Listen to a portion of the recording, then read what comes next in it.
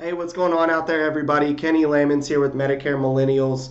I wanted to start out my week here discussing a topic and a question that I get quite frequently, which is as a new Medicare agent or a new insurance agent in general, should I contract as an individual or as an agency or as a business? Okay.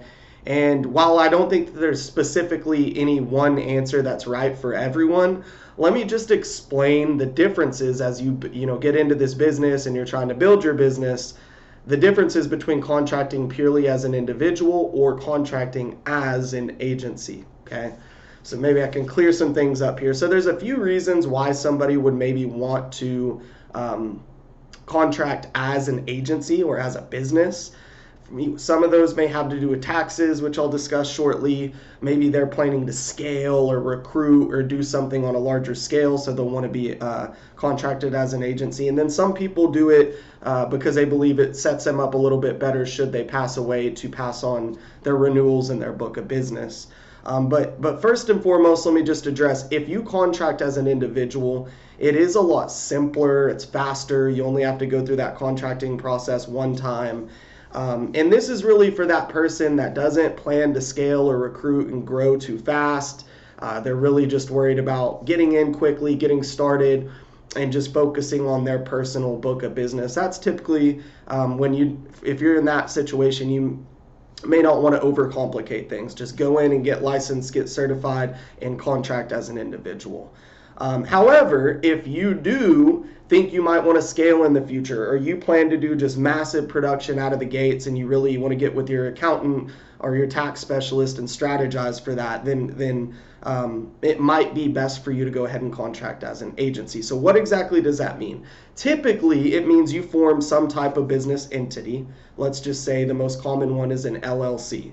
So you go make Kenny Layman's Insurance Services LLC. That is your business, okay? It has a tax ID number. That is your legal business entity. And so now when you go through your FMO or your upline, you're setting up your contracting with these different carriers, what you're saying is, I would like Kenny Layman's Insurance Services LLC to contract as an agency, and then I would like to contract as an individual direct to my agency. Okay, so it's kind of weird because you're gonna have two producer numbers. One is the producer number for the agency, for the business entity, and then the other is an individual producer number, so that you as an insurance producer can actually go out and sell policies. So it really changes nothing for you in terms of it's no different as far as you going out and writing with your individual writing number and just selling insurance like normal. But the difference is just the structure of it. You're actually going to have your agency contracted, and you're going to be underneath your agency, but you're also the principal of that agency.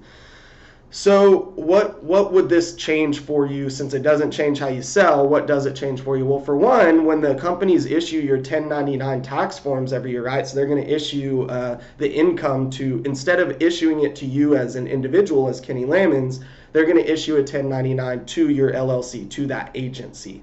Okay, and so this is where you're doing it for tax purposes. You need to talk to a professional, but they may recommend, and you may strategize based on your expected income, that it would be better for you to be for your taxes to go to that business entity instead of to you directly.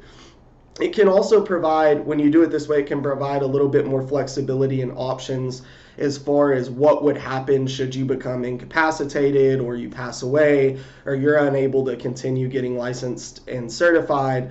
Then having things set up under an LLC will give you a little bit more flexibility to plan there, like who would take over and run things for you.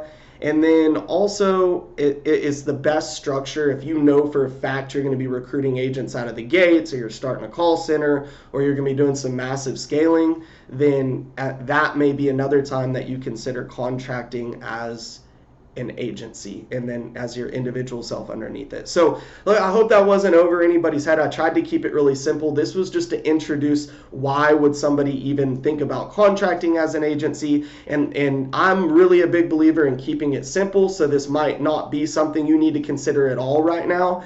And if you choose to grow later, then you can redo your contracts and set it up under an agency at a later time. So if you know none of those things specifically apply to you, just keep it simple. You can apply as an individual for all of your contracting and change it later. But I hope this was helpful. Reach out to us on our website with any questions.